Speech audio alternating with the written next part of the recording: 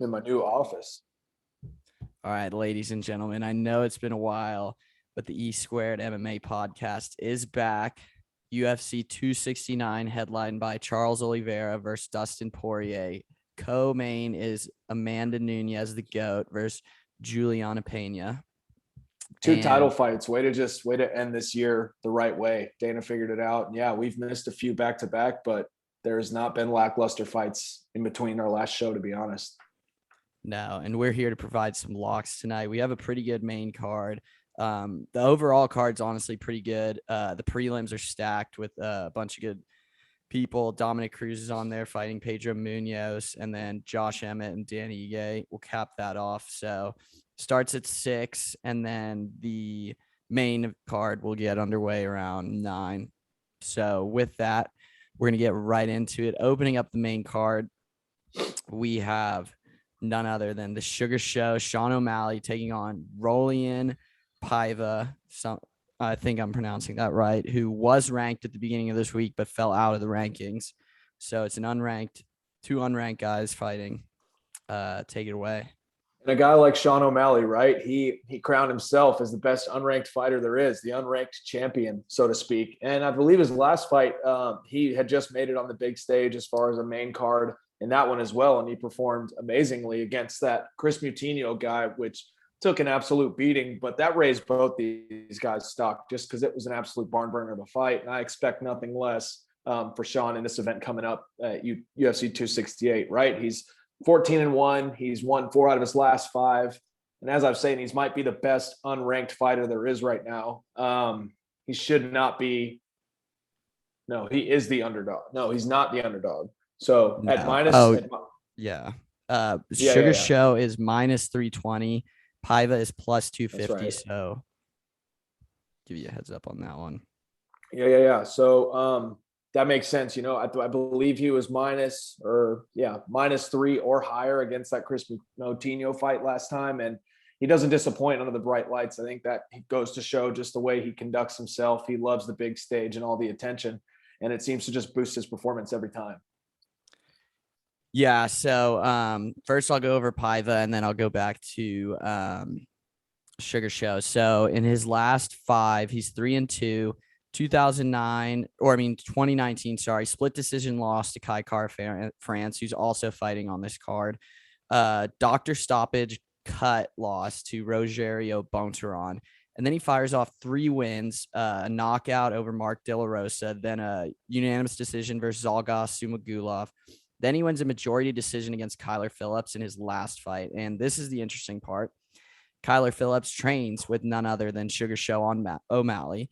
So I think O'Malley might have the edge there just because his last opponent that Paiva fought trains with him. And Kyler Phillips was winning that fight in the first round, if you remember, Lauro, but he punched himself out. So the second and third round, it was all defense. So Paiva really was able to capitalize on that. But with that being said, I look at Sean O'Malley, who is one of the most dynamic strikers, not only in his division, but overall UFC. And he has pretty good takedown defense as well. He's not going to punch himself out. He's got a good cardio. And I'll keep this short. In my opinion, I don't really see a way for Paiva to win this. In his last fight, O'Malley was minus 1,000 favorite against Chris Moutinho, and he won. And that fight could have been stopped as early as the first round. Herb Dean kind of just let Moutinho get his ass kicked as long as he could stand. Paiva is a good striker. He does like overhand left a lot, is his most favorite, but he's not going to do anything that could cause O'Malley problems. 2 out of the ordinary, right? And O'Malley, he has +3 height and reach advantage, right? He's one of the bigger bantamweights there are. He could arguably be at featherweight. And so that takedown defense makes it a little bit easier for him. But I don't think that's going to be much of a contest in this fight. I could see Paiva, trying to keep it, standard striking. That he has a puncher's chance, let's be honest. But as you said, O'Malley has some of the most not even underrated anymore, some of the best striking in the UFC, and he's good at using his range, right, with his kicks and whatnot. He's very unpredictable. If I'm a betting man, I take O'Malley. I'd hammer it every time until you get proven wrong. Yeah, and I mean, the odds minus 330, you could stick that in a parlay, or you could take him by knockout. He could easily get the knockout. Remember, Paiva used to fight in the weight class above, a few years ago. Then he dropped down to this weight class and he missed weight in the Kyler Phillips fight. So you're thinking you're coming down a weight class to get a size advantage. And second, you're kind of screwing up the weight cut. And then you're fighting Sean O'Malley, who's, like you said, big for this division. So there's really no advantage for here in this fight to be in this weight class against this guy. And Sean O'Malley has a gas tank as well. He's long and lanky. He's not really burly. So, I mean, if it was me, I would probably take O'Malley by knockout. I wouldn't touch Paiva as a dog, even though it's good odds. I just don't see any chance of him winning this fight. Couldn't agree more. That's a wrap. Hammer O'Malley on this one.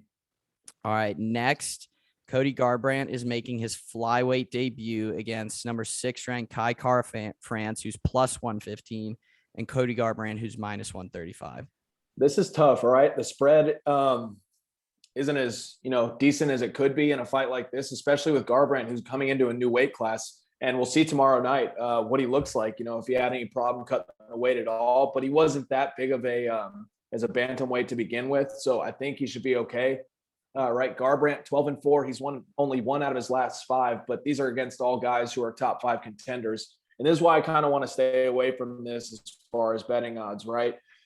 Even though he's lost in his last few, Garbrandt is one of the few guys, especially in the smaller weight classes, you've seen it. He has that one punch knockout ability, and he relies on his boxing quite a bit. So with a guy who has a good background in wrestling too, you can never count someone like that out from the jump.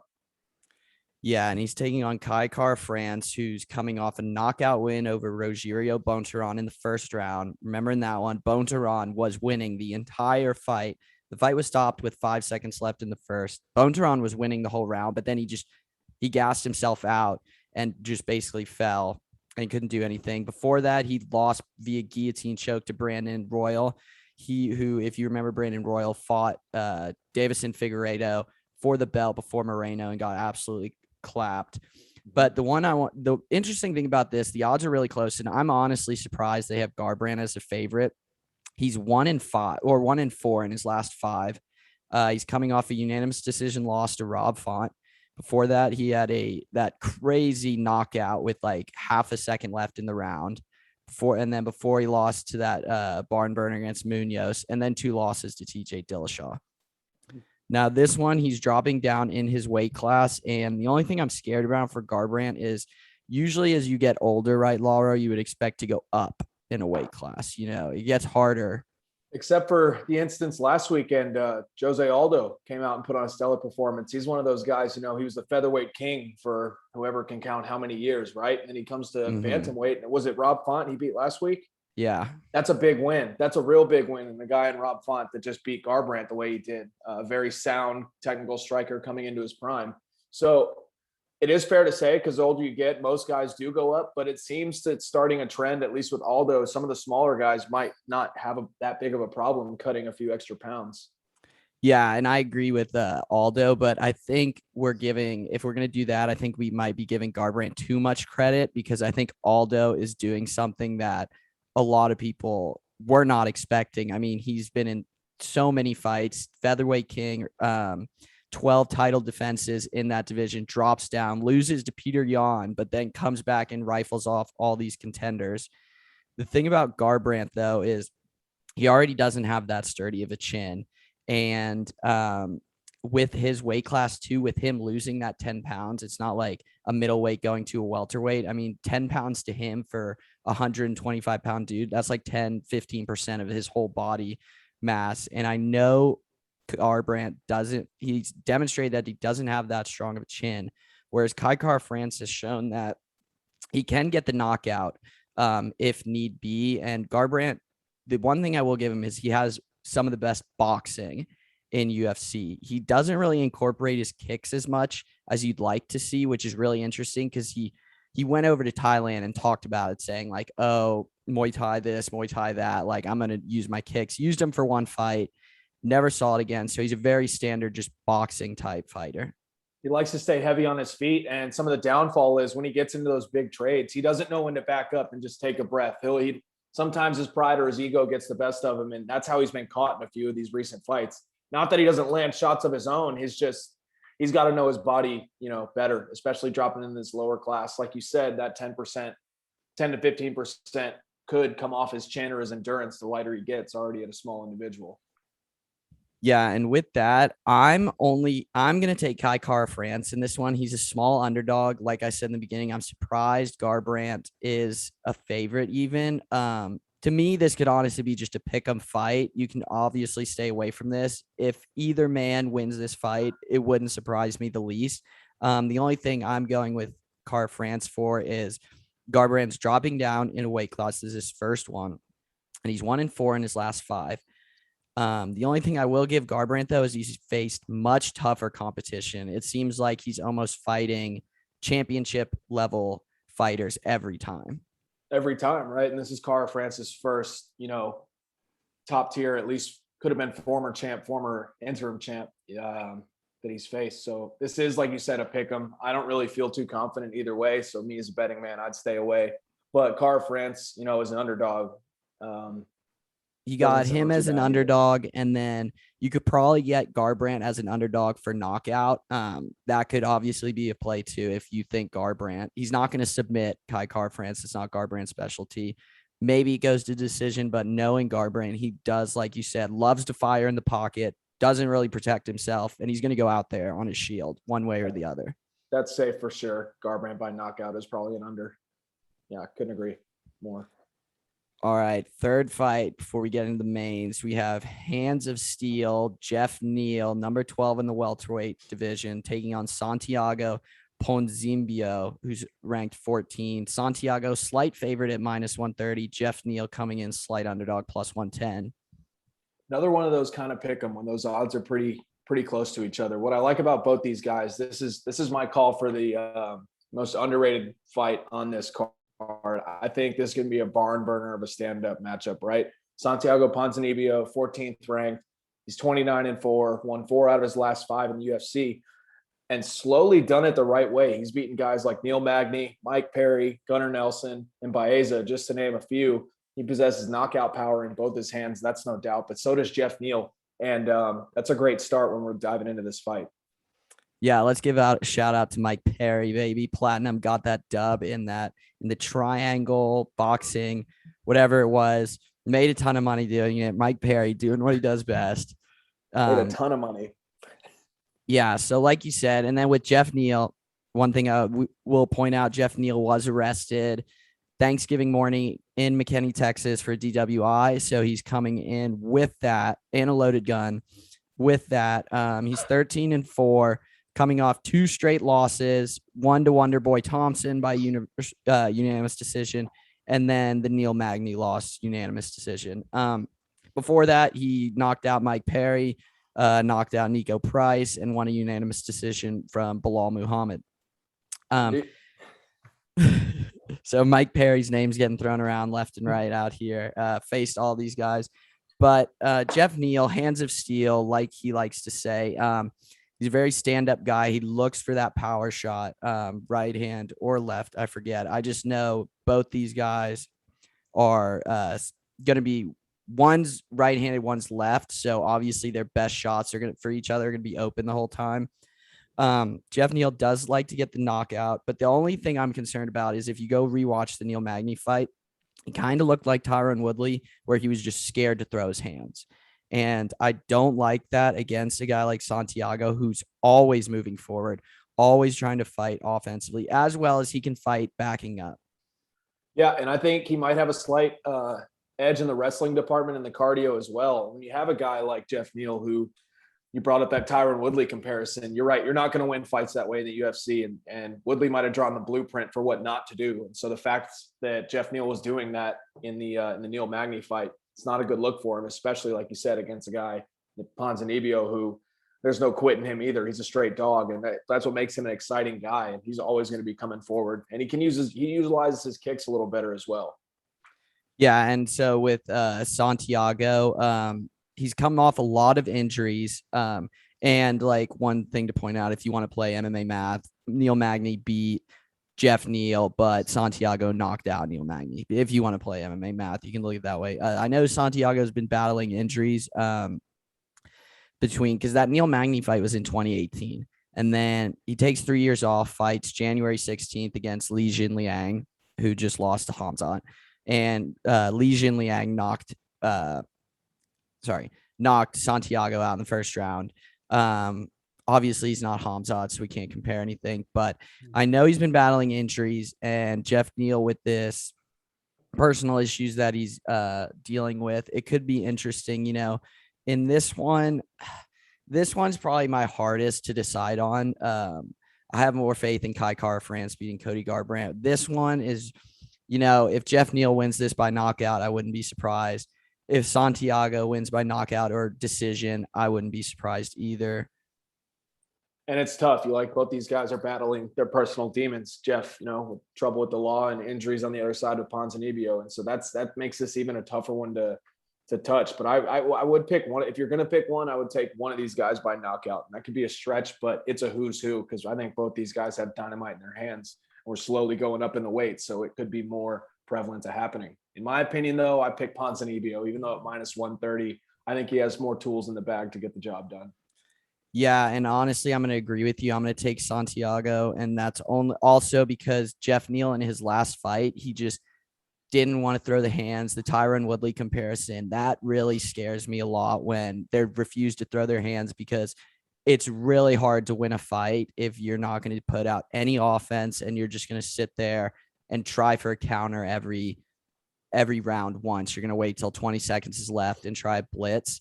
And just watching the Tyron Woodley and watching Geoff do that, it just scares me, because I know what can happen if they choose to go down that route, and it's a loss. And with Santiago, I know he'll throw his hands. He's going to step forward the whole time. He might run out of gas, but he can hold the fort for basically 2.5 rounds doing it. It's just that last 2 minutes in the third that you have to worry about. But that's why I think he could outpoint him. I can also see him knock him out. And that's almost a wash, right? Geoff Neal doesn't possess outstanding cardio of his own. I think both these guys come out swinging for the fences, and I don't see this going to a decision whatsoever. Yeah, you can always take the under in that one. I know Geoff Neal's talked about this week that he really wants to get the crowd involved and look for that finish. What a better place to do it right before New Year's. So now we move on to the co-main. Amanda Nunes going down to the up to the bantamweight to defend against Julianna Pena, who's third. Julianna is plus 650. Amanda Nunes is minus 1,000. Amanda's going down, if I'm not mistaken. Wasn't she a featherweight? Yeah, that's what I mean. Sorry. Yeah, okay. She hasn't defended this belt in a while. Right? So, okay, Amanda Nunes, what is there to say, right? Minus 800 favorite, and rightfully so. She is the lioness, the champion of all champions when it comes to the women's division. 21-4, won 5 out of her last 5, all title defenses. She almost John Jones the whole women's division, if you want to put it that way, has wiped out everyone on the face of the earth. This might be the best women's fighter, in my opinion, ever. She's up there in the GOAT debate as far as women are concerned.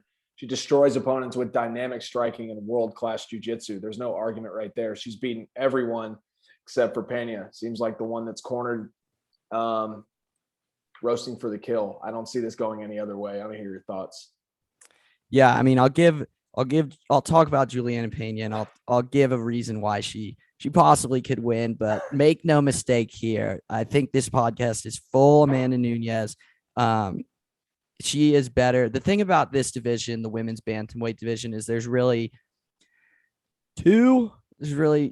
about 2 women, maybe 3 that are better than everyone in that division. And then there's one that's better than everyone in this division to the point of where it's even bigger gap than Tom Brady versus the shittiest quarterback in the NFL. Amanda Nunes stands so much taller in every facet of the game over all these women. So it's really hard to give a reason why she would lose. Now, Julianna Pena, here's the thing. Dana did her dirty. Dana did her real dirty in this, because first she was supposed to fight Holly Holm, who's number 1. So a contender. Holly Holm pulls out. So Dana's like, all right, fuck it. We'll give you the title shot. You can just get fed to the Lions. Now, the thing about Julia Pena that scares me in this fight is she's supposed to be a grappler, right? She lost by guillotine choke to Jermaine Durandamy, who is not a ground and pound person at all, who has no grappler whatsoever. Yeah, and so if you're going to claim your grappler and then get submitted by Jermaine Durand, clearly there's some holes. And Amanda Nunez's jiu-jitsu and wrestling is top tier. So she comes out and then she submits Sarah McMahon, but Sarah McMahon's 9-4, and you're coming to Amanda Nunes. So what we really have to decide on, Laura, I think, is we got to give the people better odds than the -1,000. So is Nunes going to submit what are the over under? What's on the rounds? Let's start there. 1.5. Okay. God, I was gonna say 2.5, but 1.5. Yeah. It's not going that far. It's not going that far. Reasons being, like you just said, Pena claims she's a grappler, does not have the best grappling, and we've seen the best of Nunes in her last fight, right, against Megan Anderson. That nasty triangle from like the mounted back position was absolutely filthy. And Megan, who has a good jiu-jitsu base of her own, Pena's only chance of winning here is if her chin doesn't snap in half as she's coming forward and tries to get her hands on Nunes and hope Nunes just makes a dire mistake, gets on top, and then maybe throws some ground and pound and grinds out a decision. Not going to fucking happen. I don't know what planet you're on. It's just if she could do that for a round and a half. And I think that's the argument that's only entertaining to have, because I think we know the winner, and it's not even fucking close. This fight was almost not even worth talking about, in my opinion. Yeah, and like Julianna Pena, Jermaine Durand submitted her off her back. So what does that tell you? You're on top and you get submitted by someone who has no jiu-jitsu game whatsoever. Yeah, and we got to look. So 1.5, it's just like in her last fight, that inverted triangle armbar against Megan Anderson. She did that with 2 minutes into round one, easy peasy, rice and cheesy. So I think you're taking the under in this fight. And then Nunes, it's so hard. What does she do? Is she going to knock her out? Is she going to submit her? You got to hope that she knocks her out, because if she knocks her down, she's jumping on top of her immediately and submitting her. So you got to hope that the ref steps in. So I might lean towards the submission here, just because I think she knocks her down and then she's going to get on her. And I'm hoping she doesn't just beat the shit out of her. I think, it's so hard. It's so hard. Just because Julianna has been like braggadocious about her grappling game, I could see Nunes just being petty in that regard, instead of just dropping her and then finishing her. It's not if she's going to drop Pena, it's when. And I think it's definitely going to be inside the first round when Pena just tries to bum rush. And look who did that. Look who was the best at that and miserably failed, right? Cyborg was one of the most tenacious bum rush female knockout artists the world has ever seen. And Nunes had so much patience backing up, picked all of her shots like a sniper, and it wasn't even close. So to say Pena has any sort of chance beyond that is undoubtedly wrong. I say knockout, because I don't even think Pena has that good of a chin to begin with. And I'm taking the under 1.5 rounds. This, ladies and gentlemen, will not be a very long fight. It'll be exciting for about 35 seconds, in my opinion. Yeah, and it's kind of sad, just because you want to watch Amanda Nunes fight because it's absolutely beautiful, but you don't get to see a lot of it just because she's so much better than everyone else. You want to see her, go a little while and see, but like it just doesn't happen. So with that, it's clear cut here. You're taking the under. You're taking Amanda Nunes by finish somehow, some way. Pick your poison. All right. And with that, we have the main event. The lightweight title is on the line. Charles de Bronx Oliveira versus Dustin the Diamond Poirier. Charles Oliveira, slight underdog, +135. Dustin Poirier coming in at a -155. Over under 2.5. I hate to even open up about this fight, because as we discussed earlier, these are my two favorite guys in the UFC right now, rightfully so. They've both been around since like 2009, 2010, and have rode the journey of a roller coaster that the UFC gauntlet is, right? Major losses, major wins, and it seems somehow they're both entering the absolute prime of their careers. And I won't even go, they're roughly the same size, right? Height, reach, age is all within a few years or whatnot. I guess Poirier, 28-6, won 4 out of his last 5, only losing to Khabib, but beating everyone else in that top 5 discussion. My goodness. They're both so extremely well-rounded. You have to dive into the real details and the X factors, just to even have a conversation about this. Cause there, in my opinion, there's no weak points in both these guys' game. Yeah, this one could possibly go down as fight of the year. These are two of my favorite fighters as well. First, you have Charles Oliveira, the submission expert, most submissions in the UFC. Dustin Poirier even said in his interview yesterday that Charles Oliveira is the most dangerous guy to ever touch the mat in UFC history. Totally like that. With Charles Oliveira, the big question mark that they've been writing this whole week is Charles Oliveira has never seen championship rounds, never gone in the fourth or fifth. When he was interviewed about it this week, he said that's because I don't want it to go to the fourth or fifth.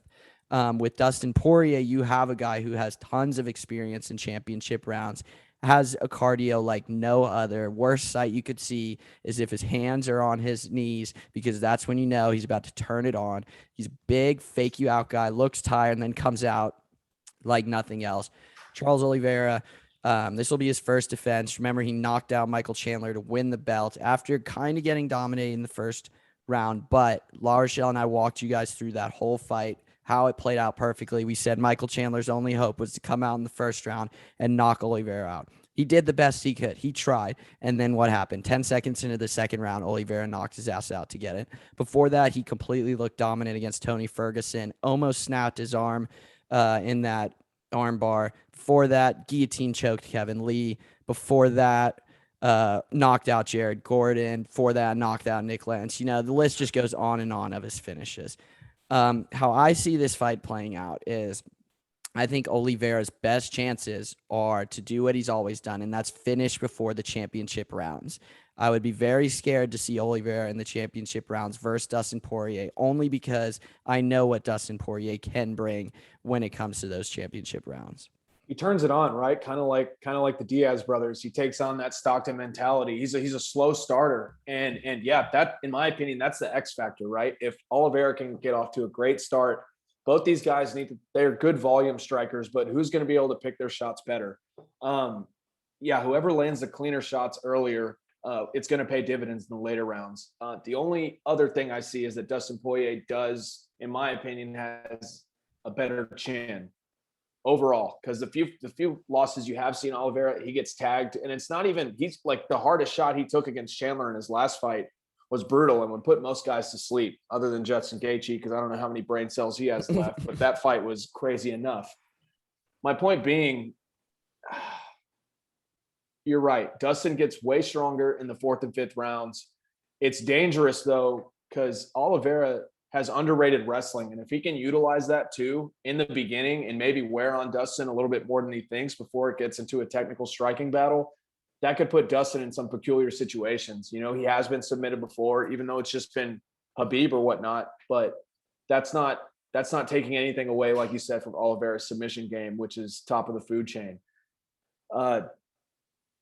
Yeah, cardio's a wash. I'm trying to think of other X factors, but these guys are so well matched. It's hard to produce. I mean, I think facts. the big X factor, I think, that I want to get your opinion on is, how do you see this playing out when it goes to the ground? Because I know Dustin Poirier's talked about this week that he does not want it to go to the ground.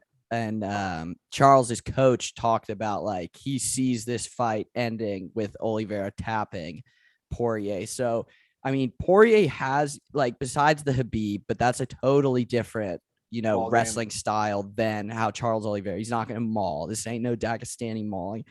But, Dustin Poirier does have good jiu-jitsu. Like, it might not be underrated. I don't know. People don't talk about it as much just because he's known for the 2 knockouts against McGregor. But he does have good jiu-jitsu. He knows what he's doing on the ground.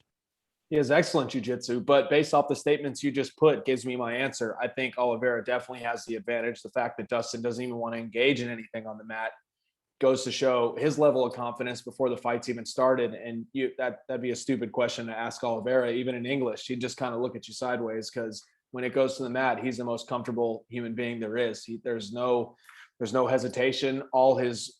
He ebbs and flows with the transitions, and his ground and pound has improved. And with jiu-jitsu, you just get better and better. So he was already a high-level black belt entering the UFC 10 years ago. That that's a great X factor point. If it goes to the mat, Oliveira, it's a different world, I think, when he goes with anybody. So Poirier could definitely be in trouble there.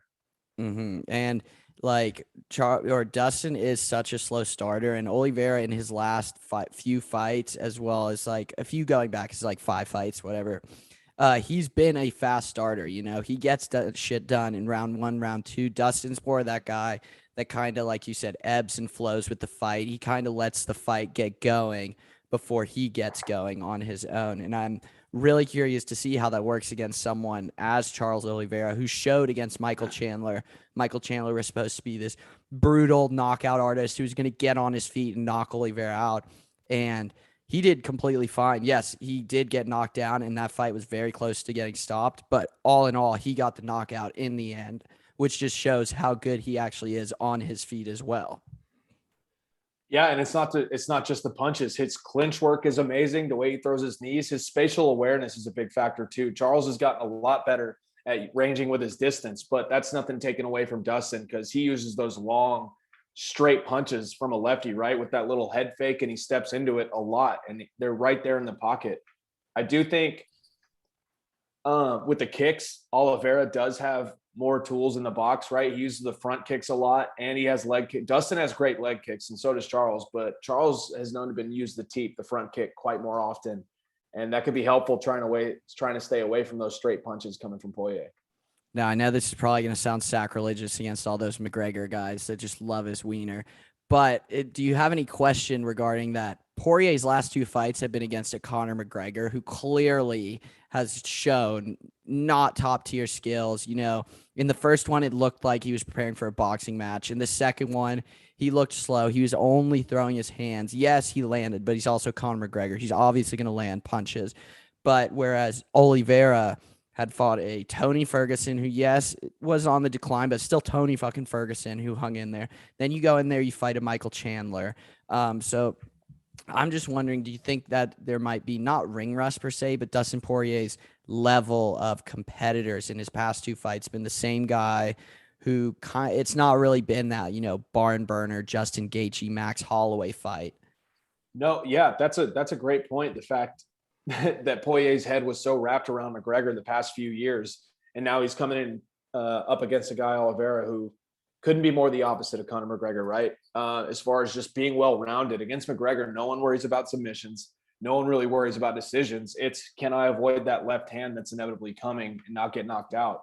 That plays a huge role for Oliveira as an advantage because, like you said, he's beat the likes of Kevin Lee, who's very dynamic striker, great wrestling, and he dominated him, beat a guy like Tony Ferguson, and there's no training partner on the world that can, you know, relate to him in the camp. And then he beats a Molly Brawley type of Michael Chandler guy. So Oliveira, his most recent experience, I think, is more beneficial to him than it would be Poirier, who's had his head wrapped around McGregor for the past 2 years.